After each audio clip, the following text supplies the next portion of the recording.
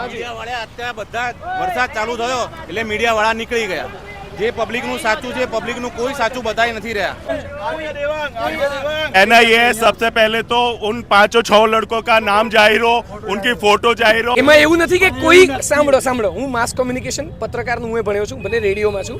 એમાં એવું હોય છે કે તમે 18 વર્ષથી નીચે હોય તો નામ રિવીલ ના કરો. ઓકે દેવાંગભાઈ, તમારી વાત બિલકુલ સાચી હશે. હા. હું એમ નથી કહી રહ્યો કે તમે ખોટું કહી રહ્યા છો, પણ પોલીસ વાળા સ્કૂલને સપોર્ટ કરી રહ્યા છે, ના કે વાલીઓને. એવું તમને કેમ લાગ્યું? આજે સવારે વાલીઓને મારવામાં આવ્યા છે. એવા 2-3 લેડીઝો છે જેમને ફ્રેક્ચર પણ થયેલું છે. એમની રિસ્પોન્સિબિલિટી નથી આવતી કે સ્કૂલના કેમ્પસની અંદર કંઈ પણ થાય તો એમની જવાબદારી આવે કે ના આવે. એ બહાર તડપતો હતો.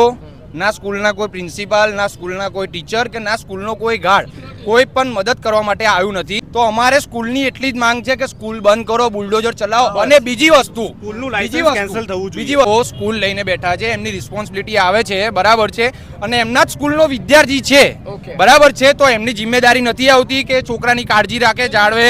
એક જ સવાલ છે, તમને લોકોને પોલીસની કામગીરી પર ભરોસો છે કે નહીં? અત્યારે જે પ્રમાણે ચાલી રહ્યું છે એ પ્રમાણે કોઈ વિશ્વાસ નથી પોલીસને છે ને, પોલીસને એક જ હશું, આગળ ઉપરથી પ્રેશર આવશે એટલે કશું જ નહીં કરી શકે. પોલીસ બી કામ કરવા રેડી છે. અહીંયા તો બહુ જ પોલીસ વાળા હતા અને અત્યારે બિલકુલ પોલીસ નથી. પણ મેં એવું સાંભળ્યું છે કે પોલીસ એની રીતે કાર્યવાહી કરે છે, માનો કે ક્રાઇમ બ્રાન્ચ